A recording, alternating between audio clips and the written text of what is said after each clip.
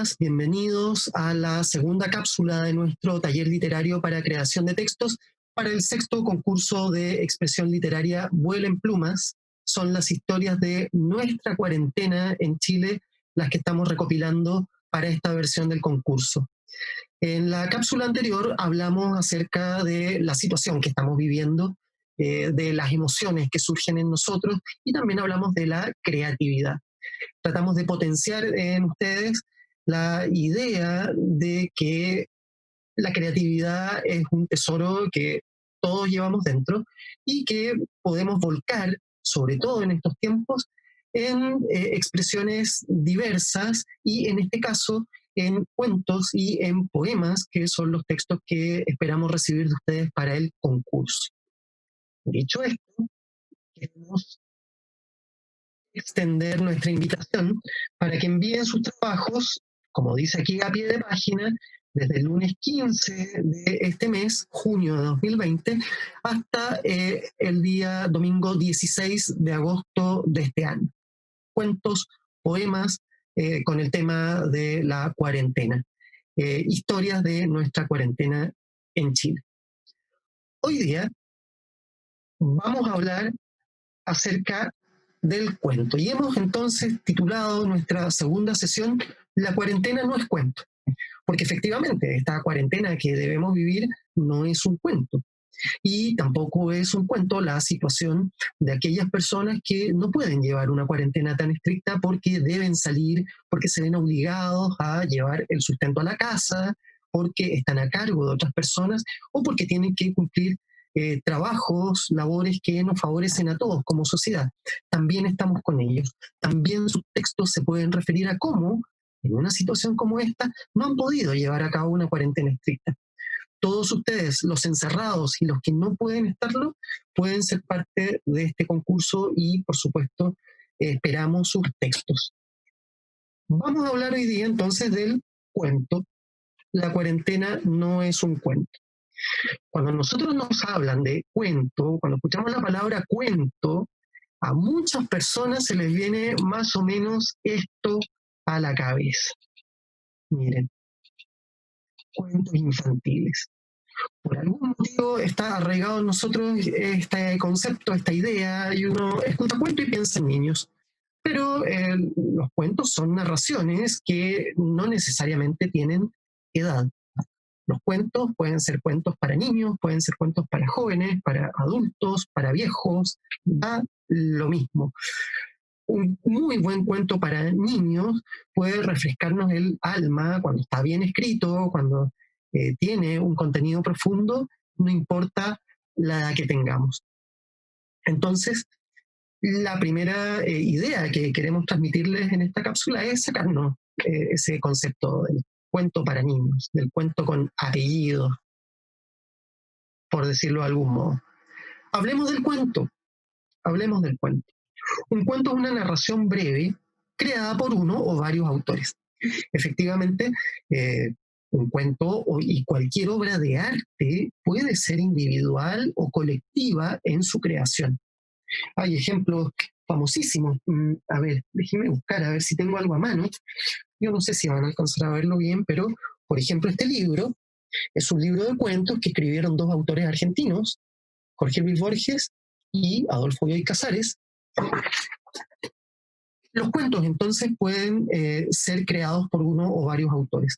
En el caso de este concurso esperamos que sean cuentos de autoría individual, aunque en algún caso podría ser una creación colectiva.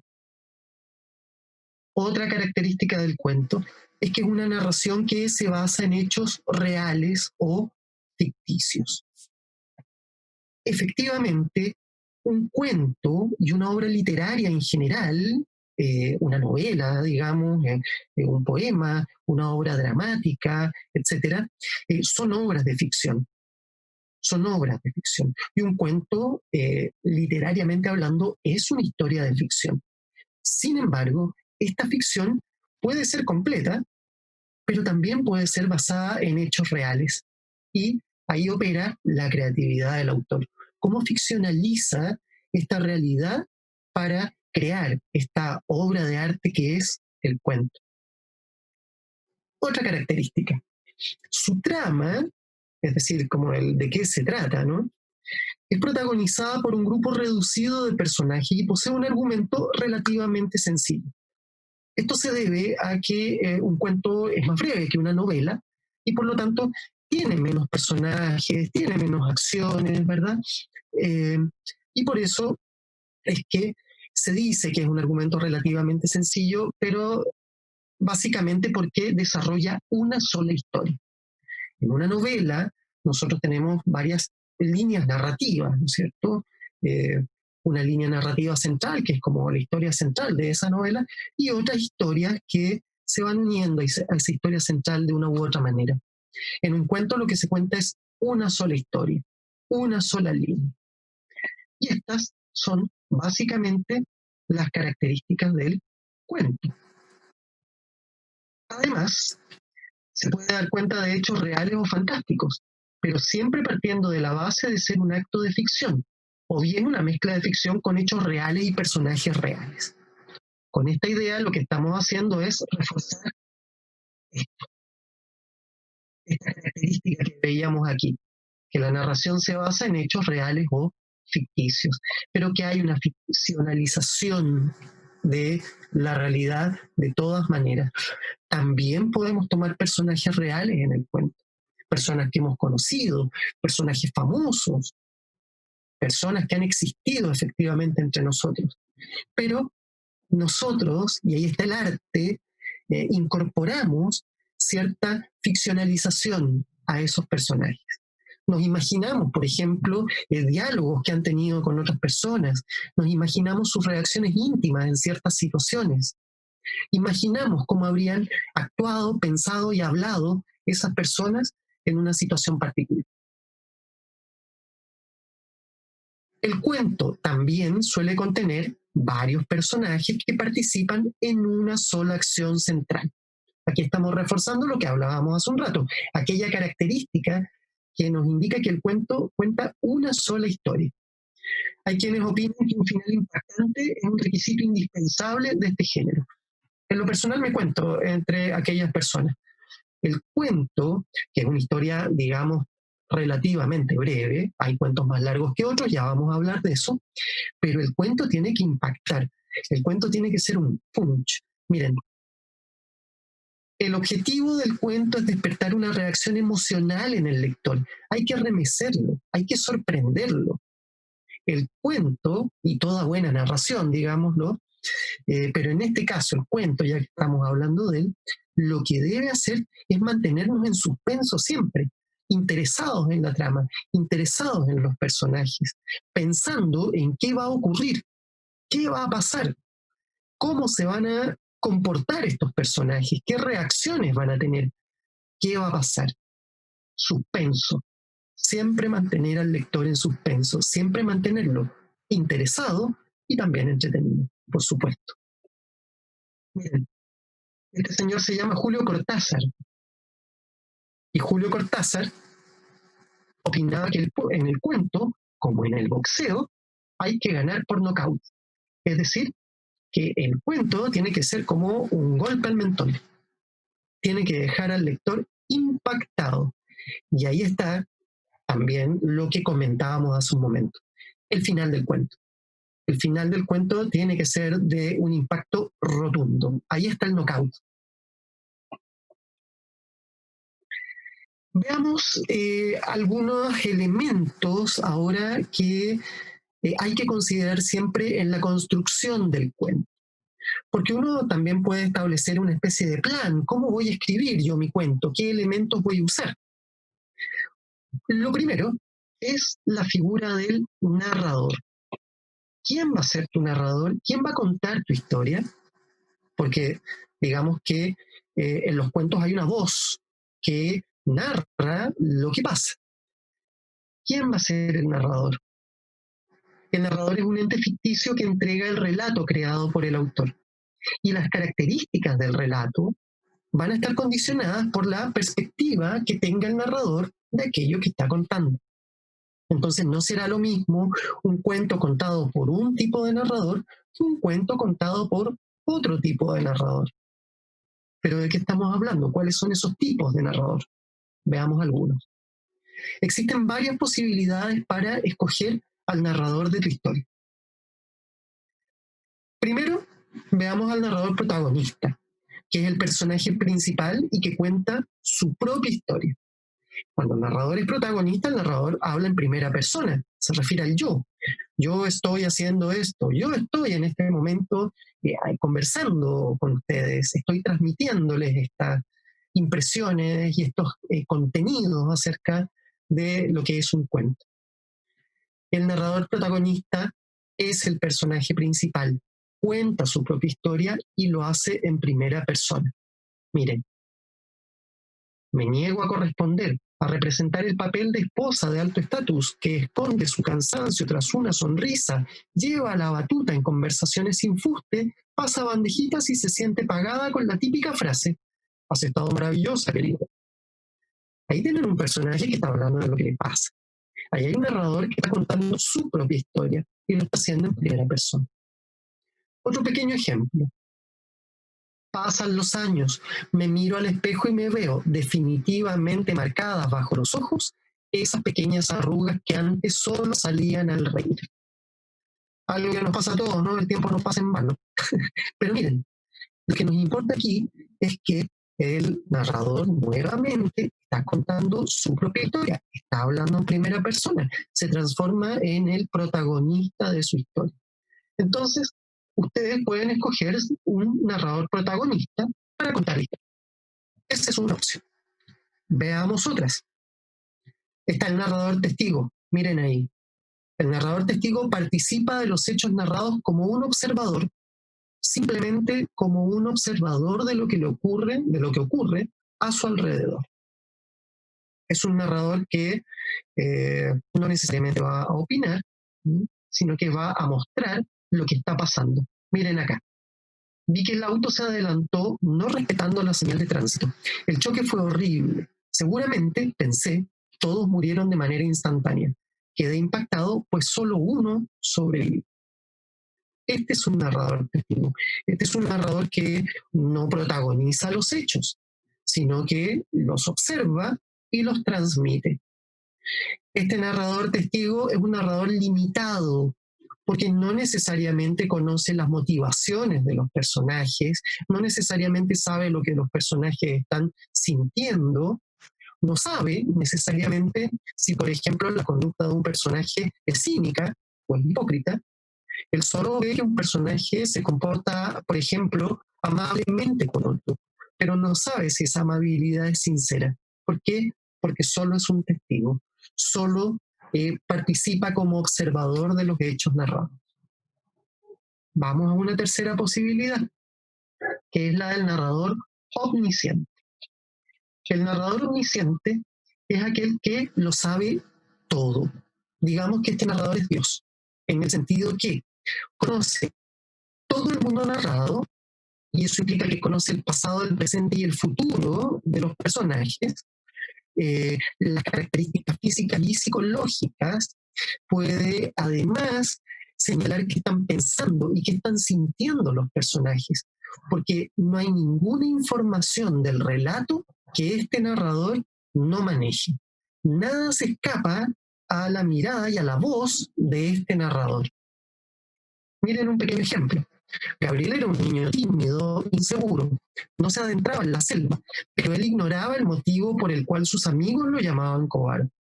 Si el narrador sabe lo que el personaje ignora, quiere decir que el narrador es capaz de meterse en la mente del personaje y quiere decir que es un narrador omnisciente. Veamos otro caso. El hombre pensó que no podría llegar jamás, él solo, a Tacuray-Pucú y se decidió a pedir ayuda a su compadre Alves. Si el narrador sabe lo que pensó el personaje y la decisión íntima que toma, entonces es un narrador omnisciente. Es un narrador al que no se le escapa ninguna información del texto. Entonces, nosotros, al momento de escribir, podemos buscar primero un tema. Nuestro tema en este caso ya lo tenemos. Vamos a hablar sobre nuestra situación de pandemia y cuarentena. Podemos planificar dentro de ese tema eh, qué vamos a contar, cuál va a ser la historia dentro de ese tema que vamos a contar y cómo la vamos a contar en la voz de qué narrador. Pero el narrador no es el único elemento que participa. Hay otros elementos en los cuales también podemos pensar. ¿Quiénes realizan las acciones en los relatos? Miren aquí, estos bosquejos nos llevan a personajes de historias o de historietas, ¿no es cierto? Los personajes. Hablemos un poquito de los personajes, brevemente.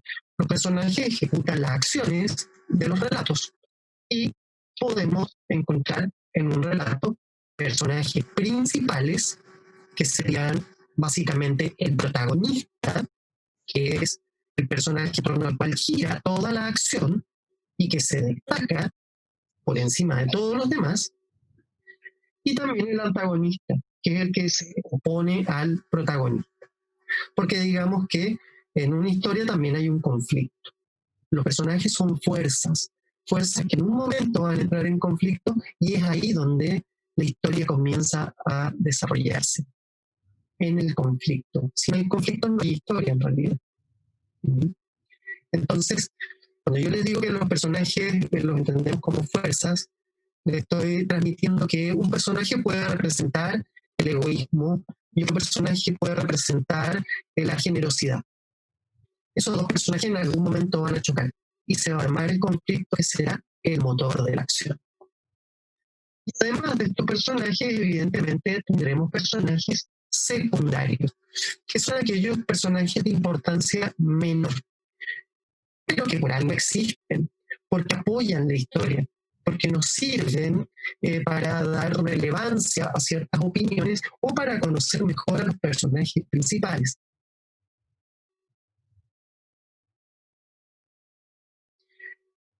Los personajes también pueden ser redondos, es decir, aquellos que tienen un mundo interior complejo, que se van formando a través de la historia, que evolucionan. Por ejemplo, el que era malo y terminó siendo bueno, o el que era bueno y terminó siendo malo. Es decir, los personajes pueden ser redondos en el sentido que cambian, evolucionan, maduran, no son, entre comillas, los mismos al principio y al final. O pueden ser planos, el mismo personaje, ¿verdad?, que mantiene sus características durante toda la historia. El malo que siempre fue malo y nunca salió de su maldad. El bueno que siempre fue bueno y nunca salió de su bondad. También podemos pensar en nuestros personajes. A ver, voy a decir entretenido, no sé si será el mejor concepto, pero lo entretenido de crear personajes es que en el fondo uno va creando pequeños mundos. Uno piensa en estos personajes y uno dice, ya, este lo voy a hacer malo, pero, pero voy a hacer que después sea bueno. Voy a darle una evolución. O bien, no, este lo voy a mantener así durante todo el relato. Entonces, la creación de personajes es muy importante, porque además piensen ustedes que los personajes van a ser el enganche para el lector. Si hay personajes interesantes, entretenidos, profundos, el lector se va a sentir cada vez más enganchado. Y si los personajes salen con sorpresas, como que el bueno se transforma en malo de repente, eso también va a provocar un enganche al lector. Recordemos que al lector hay que ganarle por nocaut. Ya hablamos del narrador, ya hablamos de los personajes, y miren aquí, ¿qué es lo que nos falta? Asumir el tiempo. ¿Qué pasa con el tiempo en la narración? Yo puedo tomar una historia, vamos a suponer la Caperucita Roja. Y la Caperucita Roja nosotros de niños nos contaban, digamos que en forma lineal. Por lo menos a mí toda la vida me la contaron desde que la mamá le pide que le lleve la canastita a la abuela, ¿verdad? Hasta que se encontraba con el lobo y hacían la carrera y de ahí llegaba a la casa de la abuela, el lobo primero, ¿verdad? Y se las comía y después llegaba el leñador y las salvaba. Todos los episodios ordenaditos. Pero el tiempo en la narración, miren qué pasa con estos relojes que les estoy mostrando acá. El tiempo puede ser lineal, tal como lo he relatado con la Caperucita Roja en ese ejemplo, pero también puede presentar anacronías. Miren este concepto, anacronías. ¿Qué es esto? ¿Qué son estas anacronías? Las anacronías son las alteraciones temporales. Y el tiempo nosotros lo podemos alterar hacia atrás o hacia adelante. No hay otra posibilidad. Y tenemos algunos recursos literarios. Yo les voy a mostrar 3 en este caso. El raconto. El raconto es un recorrido extenso en el tiempo, un retroceso extenso en el tiempo, que nos lleva a recordar muchos hechos que acontecieron antes de la acción. Por ejemplo, si yo les contara el cuento de la Caperucita Roja, que es nuestro ejemplo para hoy día. Si yo les contara este cuento de la Caperucita Roja y partiera por el final, en vez de partir por el principio, seguramente tendría que hacer un tremendo raconto y contar todo lo que pasó para llegar a ese final. Y también podría usar el recurso del flashback en algún momento, que es un recuerdo muy breve, que lo hace el narrador, lo hace un personaje, es un recuerdo muy breve de algo que pasó. En nuestro ejemplo de la Caperucita Roja, la mamá, podríamos haber partido desde el principio, la mamá la envía con la canastita donde la abuela, y en el camino de repente Caperucita Roja recuerda que la mamá le pidió que no hablara con nadie. Eso sería un flashback, porque en su camino de repente el personaje recuerda algo que le dijeron tiempo atrás. El raconto y el flashback, como ustedes ya comprenden, nos llevan al pasado, pero también podemos alterar el tiempo hacia el futuro, a través del flash forward, por ejemplo, que es lo mismo que el flashback, pero con una proyección hacia el futuro en forma breve. Entonces, la Caperucita podría ir camino a la casa de su abuela y pensar, ¿no? Pronto voy a llegar y voy a golpear la puerta de su casa. Y ese sería un flash forward, es decir, una proyección hacia el futuro. En síntesis, nosotros podemos jugar con el tiempo en la narración. ¿Podemos contar nuestra historia lineal de principio a fin? Sí, podemos hacerlo. Pero también, para interesar al lector y para darle más riqueza también a nuestro texto, a lo mejor, podemos jugar con el tiempo hacia el pasado o hacia el futuro. ¿A qué nos ayuda eso? Nos ayuda a estructurar la narración de nuestra historia. Es decir, nos ayuda a pensar desde dónde queremos partir. Esa es la pregunta que nosotros nos hacemos. A ver, ¿desde dónde queremos partir contando esta historia? Este camino que estamos viendo aquí, ¿desde dónde lo vamos a empezar? ¿Desde el principio? ¿Desde el medio? ¿Desde el final? Miren, vamos a hacer más luminoso este camino. Ahí está. Si yo tomara la decisión de comenzar a recorrer este camino desde el principio, la narración se llamaría ab ovo. Sería una narración ab ovo. Ab ovo viene del latín y quiere decir desde el huevo. O sea, en nuestro ejemplo de la Caperucita Roja, partiríamos contando la historia desde que la mamá la envía con la canasta a donde la abuela. Pero a lo mejor yo no quiero partir de ahí. A lo mejor yo quiero partir mi historia de por aquí. Y entonces lo que tendría sería una narración in media res, o sea, del asunto. Y mi cuento de la Caperucita Roja, tal vez yo quiero partir contándolo desde que la Caperucita se encuentra con el lobo en la mitad del camino. Y eso me va a llevar a usar los recursos que veíamos volver. Miren, a lo mejor eso nos lleva a usar un flashback, un raconto, porque si yo parto mi narración desde la mitad del camino, tengo que hacer que el lector se entere de alguna manera de lo que pasó antes. Y lo puedo hacer a través de estos recursos de alteración temporal. Y tengo una tercera posibilidad, que es la más extrema. Miren el final del camino, al final, vean al fondo. ¿Qué pasa? ¿O no pasa nada? Algo pasa. Si yo quiero contar el cuento de la Caperucita Roja desde el final, es decir, desde que viene el leñador y rescata a la Caperucita y a su abuela, porque decido que en realidad no es el final lo que importa en este cuento, sino que cómo se llegó a ese final, la narración se llama in extrema res, es decir, al final del asunto. Si yo parto por el final, es muy probable que tenga que hacer un largo raconto y contar toda la historia. Tenemos muchas posibilidades entonces para contar un cuento, para darle riqueza a nuestra narración y para mantener interesado al lector. Hagamos un poco de síntesis. Hemos hablado del narrador, hemos hablado de los personajes, hemos hablado del tiempo en la narración. ¿Y qué pasa si ahora leemos y analizamos algunos cuentos breves? Tomemos algunos ejemplos.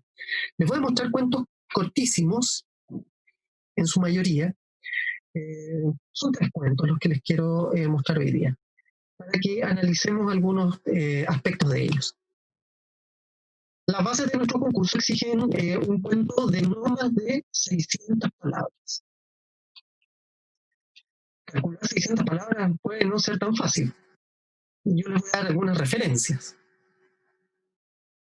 Existen muchos cuentos que son más breves que 600 palabras.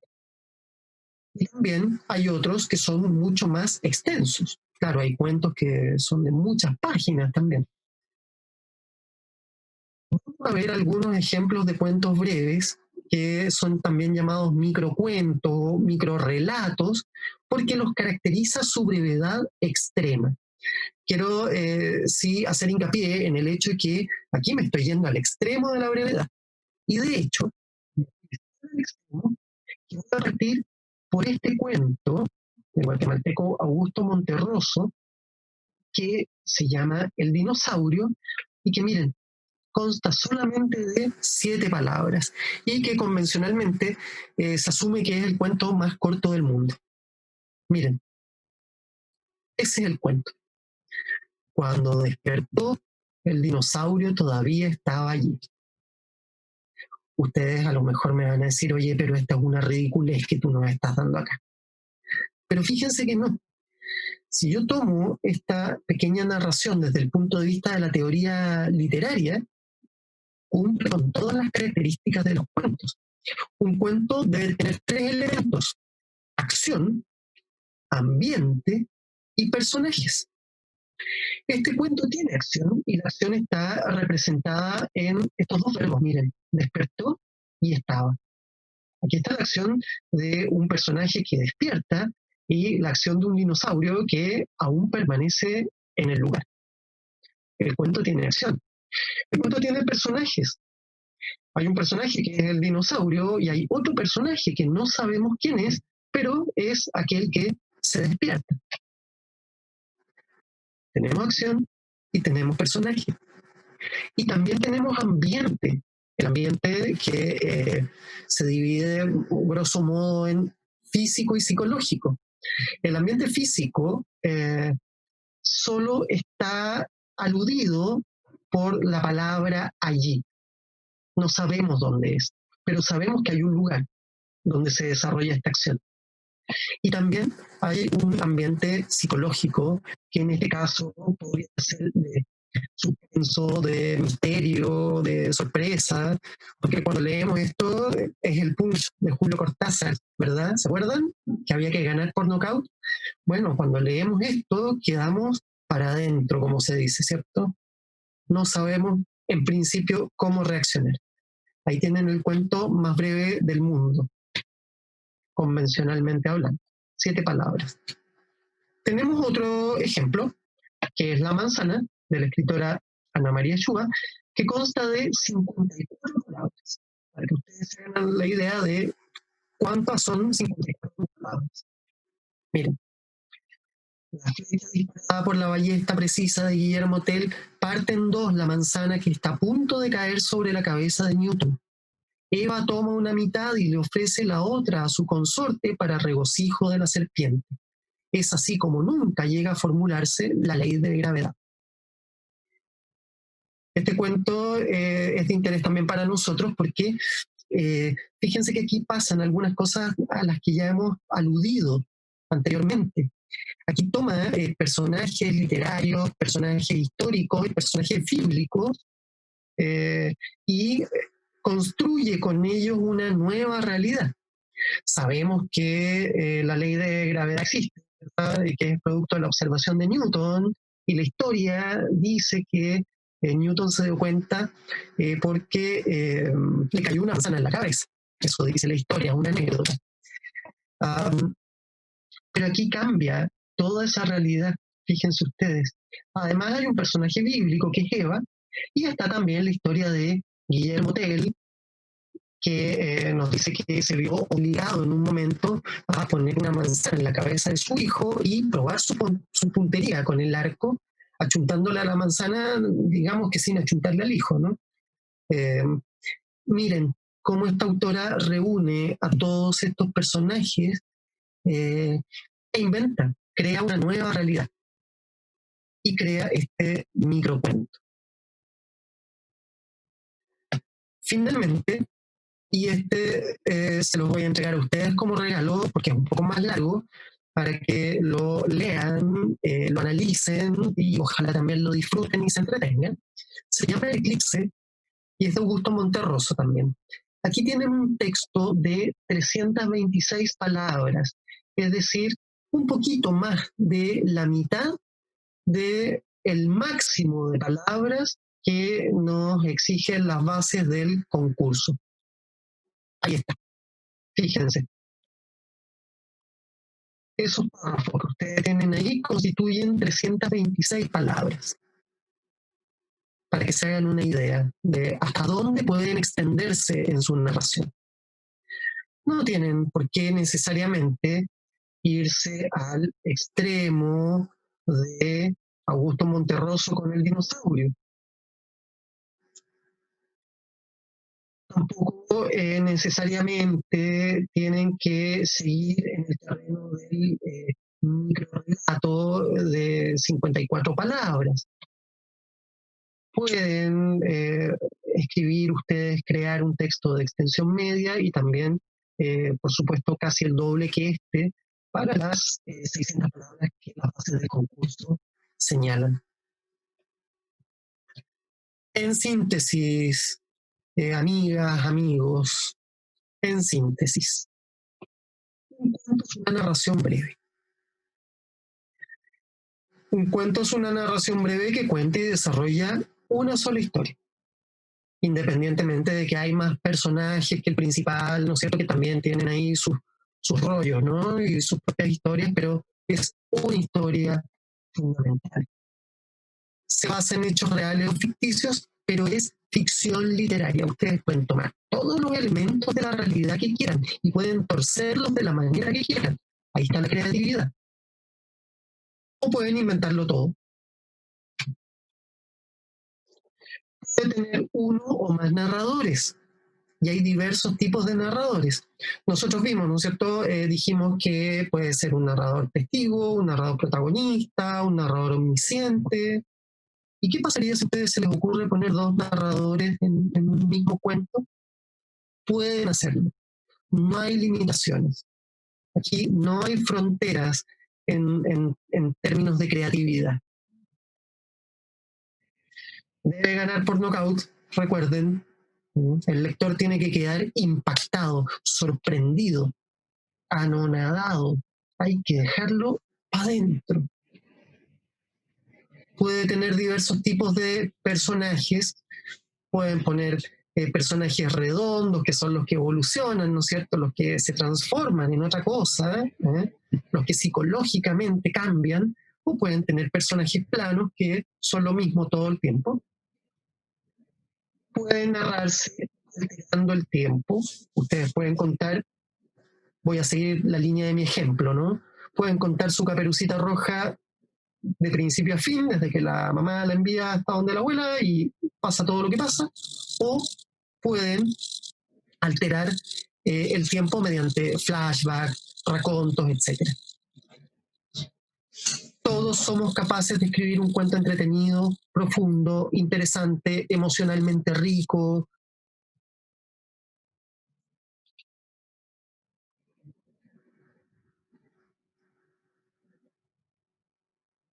Todos somos capaces de escribir un cuento entretenido, profundo, interesante, emocionalmente rico, etc. Recuerden nuestra primera cápsula. Todos, todos poseemos este tesoro que es la creatividad. En fin, les recordamos que pueden consultar las bases del concurso en la página web del Hogar de Cristo, que pueden enviar también sus consultas a este correo electrónico eh, y que esperamos sus trabajos. Esperamos con ansias recibir sus cuentos, sus poemas. En la próxima y nuestra última cápsula de este pequeño taller para el sexto concurso de creación literaria Vuelen Plumas, vamos a abordar el tema de la poesía para aquellos y aquellas de ustedes que quieran enviar poemas al concurso. Nos vemos muy pronto, quedamos muy atentos a su participación y hasta la próxima. Muchas gracias.